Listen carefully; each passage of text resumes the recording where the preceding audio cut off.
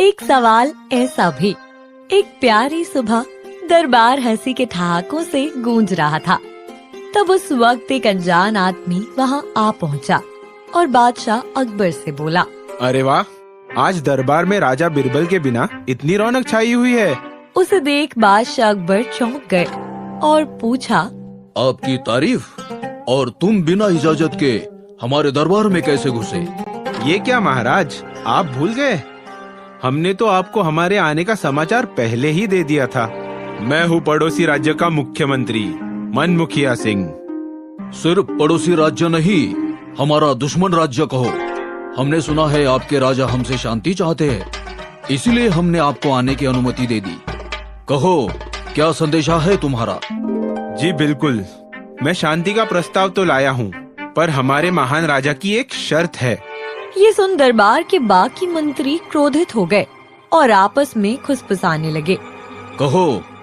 वो दरअसल आपके गुणी दरबारी के अक्लमंदी के किस्से किसी से छुपे नहीं है, हमारे राज्य से भी नहीं।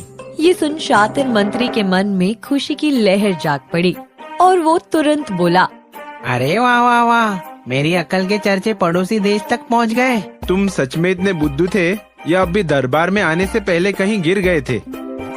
क्या मतलब? बचपन से ही होशियार हूँ मैं, सब में अव्वल आता हूँ।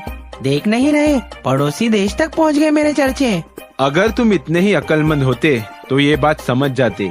हम तुम्हारी नहीं, बीरबल की बात कर रहे हैं। क्या?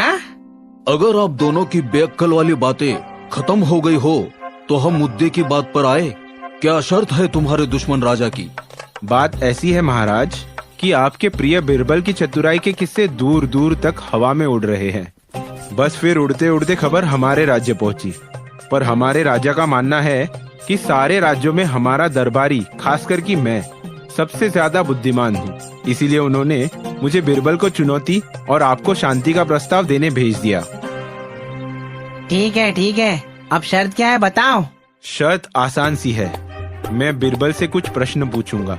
अगर वो उसका जवाब देते हैं तो हम आपके राज्य पे कभी हमला नहीं करेंगे, और अगर वे इस चुनौती को पार नहीं कर पाए तो फिर आपको अपने हथियार डाल देने होंगे और हार माननी पड़ेगी। अकबर ये सुनते ही काफी सोच विचार में पड़ गए। वे जानते थे कि जंग से जान माल का बहुत नुकसान होता है और वैसे भी पड़ोसी राज्य काफी ताकतवर था। उनसे जंग ना मोड़ लेना ही सबसे बड़ी अक्लमंदी होगी। तो फिर उन्होंने कहा, हमें तुम्हारी चुनौती स्वीकार है, बिरबल को पेश किया जाए। ये सुनते ही दरबारी और चौंक गए और दुश्मन मुख्यमंत्री मन ही मन हंसने लगा। सिपाही जब बीरबल के घर पहुंचते हैं तब बीरबल नहा रहे थे। सिपाही बीरबल की बीवी से कहते हैं, राजा बिरबल को कितना समय लग सकता है? बात ऐसी है कि उन्हें बादशाह ने दरबार में हाजिर करने का आदेश दिया है। लो कर लो बात। बादशाह अकबर का आदेश आया, लेकिन ये अभी तक नहा के बाहर भी नहीं आए हैं। मैं तो थक गई हूँ इनके आलसी बर्ताव के कारण। क्या करूँ? कहिए आप ही। चाय भी मुझे 4 बार गर्म करनी पड़ती है, पर ये बाहर आते ही नहीं जल्दी। आप या तो दरवाजा तोड़ के इन्हें बाहर निकालिए या बादशाह अकबर से कह दीजिए इन्हें और 3 घंटे लग जाएंगे तैयार होने में। बीरबल की बीवी की बात सुन के सिपाही चौंक गए। वे निराश होकर उल्टे पांव जा ही रहे थे कि तब पीछे से बीरबल ने उन्हें आवाज दी, रुको, मेरी धर्मपत्नी की बातों में मत आओ। उनकी तो आदत ही है चीजों को बढ़ा चढ़ा कर कहना। मैं तैयार होने में 3 घंटे कभी नहीं लगाता, बस 2.5 घंटे काफी होते हैं। अब चलो। दरबार पहुंचते ही बीरबल देखते हैं कि वहाँ का माहौल काफी गरमाया हुआ है और कोई अनजान इंसान वहाँ खड़ा है। वे आदर से बादशाह को पूछते हैं, महाराज, मुझे इतनी जल्दबाजी में बुलाने की कोई खास वजह? बादशाह अकबर बीरबल को सारी बात समझा देते हैं, जिसे सुन बीरबल भी पसीना पसीना हो जाते हैं। आखिरकार ये राज्य के भविष्य का सवाल था, जिसकी तबाही या खुशहाली बीरबल की बुद्धि पर निर्भर थी। तो बीरबल, हमें तुम्हारी बुद्धिमत्ता पर पूरा भरोसा है। तुम जरूर इस जंग को होने से रोक सकते हो, जिससे बहुत सी जानें बच जाएंगी। वो दरअसल वो बादशाह अकबर, मुझे नहीं लगता बिरबल इस चुनौती के लायक है। जलील होने से अच्छा है हम जंग में कूद जाएं।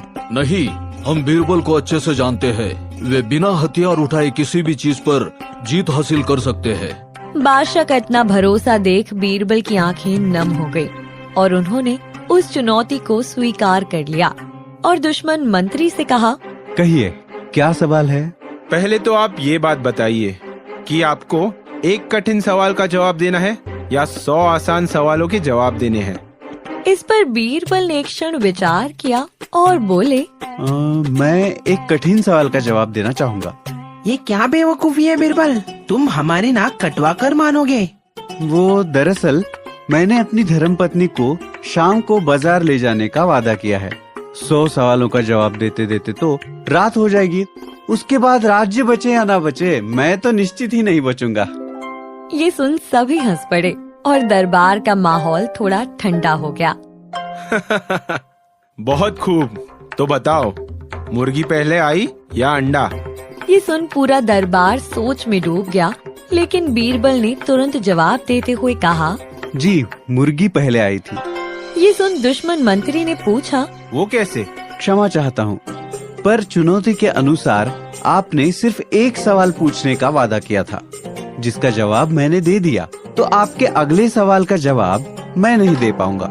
ये तेज तलवार सा जवाब सुनते ही मुख्यमंत्री का सर शर्म से नीचे झुक गया और सारा दरबार अचंभित हो गया। बीरबल ने एक बार फिर अपनी हाजिर जवाबी के कारण राज्य को एक बड़ी विपदा आने से बचा लिया। बादशाह अकबर फिर से बीरबल पर गर्व करते हुए उनकी वाहवाही करने लगे और मुख्यमंत्री ने भी बीरबल से खुश होकर उन्हें गले लगा लिया। तो हमने